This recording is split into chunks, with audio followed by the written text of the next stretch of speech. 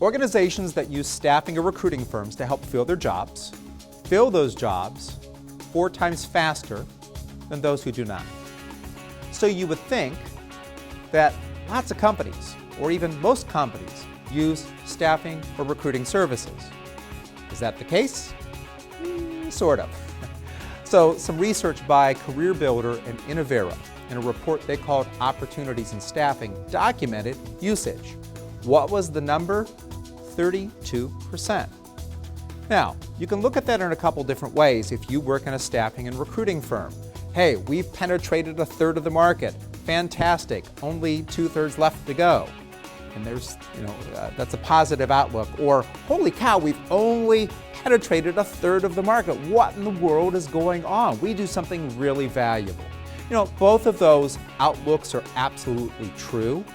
And I want to help you leverage that other 68%, get more clients. So yes, go after existing market share if you're in the staffing and recruiting business. But look, that's 68%. That's amazing untapped potential. What can you do to tap into more of it? But with all of these customers now, how can you get all of them buying faster? Well, I have a corporate practice and a staffing practice, and I'm helping both organizations. I help corporations fill their jobs faster, and staffing firms play a more significant role in that. So I'm constantly asking organizations, what is it you like about staffing firms, and what could they do better? Now, a lot of things, sometimes there are complaints on price, that's common, but there's been an underlying factor that's been growing in the number of people that are saying it for years, and that is they don't always have who I need when they need them. That's about the staffing firms. I've been hearing that complaint more and more. I've been hearing from the staffing firms as well that finding talent is getting harder and harder. So notice there's an intersection between those two things. So that's where we're going to focus. The key to landing more customers is a talent pipeline. And look, talent pipelines are not a new idea, but I'm going to help you build a better talent pipeline. And the first piece of advice, before I go through a couple steps, is you can't have a talent pipeline for everything. You need to narrow down what you do. Not that you have to change your niche, you just need to focus within what you do a little bit better. And now these steps are going to help you do just that, so you can grab more market share more quickly and get customers buying faster, because look, when you can solve their problem right now, if you have the person they need, it's harder to say no. All right, so here's step number 1. Identify the truly vital roles at your customers. Look, not all jobs are created equal. Now look, roles are important, and all roles play an important part in organizations, but not all of them have the same impact, especially when they're empty. You need to find out from your customers what are the truly vital roles. And look, sometimes they'll tell you, this is really hot, I really need to fill it. What that actually means is it's been open 3 months and we're feeling a lot of pain. It's not a vital role because they've lived without it for 3 months. It's just been open a long time. So you need to figure out in the industries and companies you serve, what are the truly vital roles. For most of you, in most lines of staffing, that's just a handful of jobs. So that's step 1, do that first. Now, step 2, start lining up that talent and start cultivating it ahead of time. Recruit ahead. Make sure that you have people lined up. You know that these jobs are going to open, they're vital. So don't wait till they open.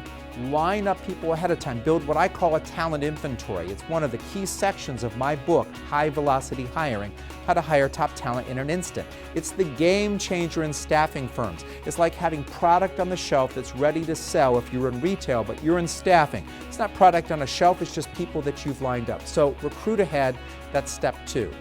Now, step 3, get rid of the purple squirrels.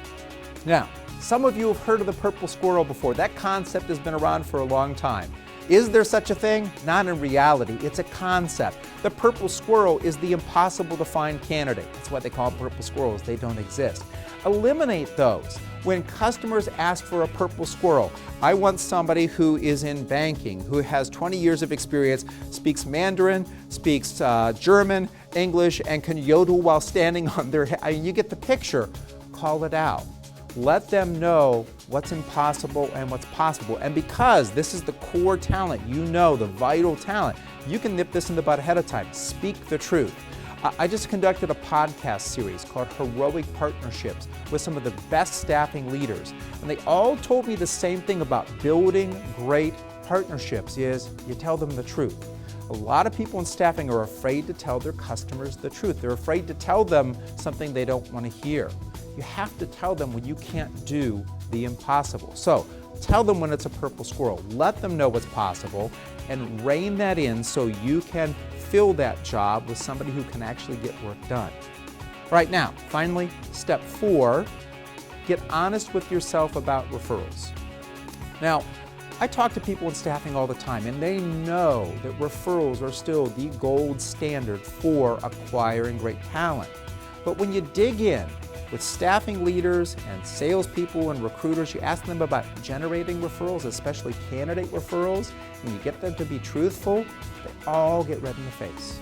None of them can say, with rare exception, that they ask for referrals all the time from all of their networks. And notice those two things, all the time, all of their networks.